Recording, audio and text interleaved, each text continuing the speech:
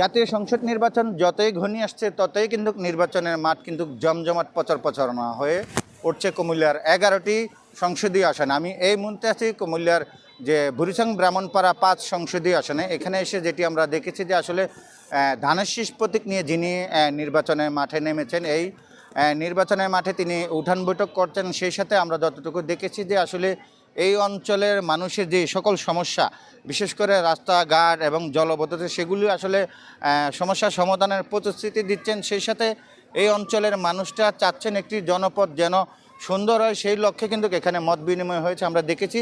এবং যে প্রার্থী যিনি ধানের শীষ প্রতীক নিয়ে নির্বাচন করছেন তিনি আমার সামনে আছেন, আমরা তার সাথে একটু কথা বলবো।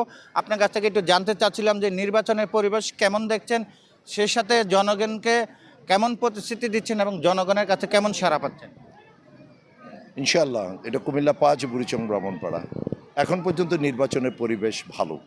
আর এই জনপদে দীর্ঘ ৩০ বছর এই জনপদে আমি কাজ করেছি। আমি করোনার সময় বাবা যখন সন্তানের কাছে যেত না, সন্তান যখন বাবার কাছে যেত না, বিবেক নামে আমি একটি টিম করে লাশ দাফন কাফন করছি। এলাকার বন্যা থেকে শুরু করে সামাজিক যত কর্মকাণ্ড আছে আমি দীর্ঘ ৩০ বছর করছি। এবার এই প্রথম আমি নমিনেশন চেয়েছি, আমার দল আমাকে মনোনয়ন দিয়েছে।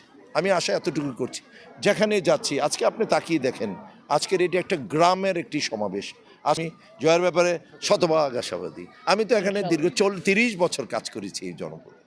ধন্যবাদ। শুনছিলেন যে বিএনপির প্রার্থী যিনি মনোনীত ধানের শীষ প্রতীক নিয়ে হাজী জসিমউদ্দিন, তিনি উঠান বৈঠক শেষে আমাদেরকে যে বিষয়টি জানিয়েছেন, ছুটির দিনে মূলত আসলে গণসংযোগের মুখরিত হয়ে ভোটারদের সাথে যে একটা উৎসাহ উদ্দীপনা আনন্দ বিরাজ করছে। এবং আমি এই মুহূর্তে যে সর্বশেষ কুমিল্লা ৫ বুড়িচং ব্রাহ্মণপাড়া সংসদীয় আসনে এসেছি। নির্বাচনের মাঠ এখন পুরোপুরি জমজমাট। এই ছিল কুমিল্লা থেকে আমার কাছ থেকে সর্বশেষ।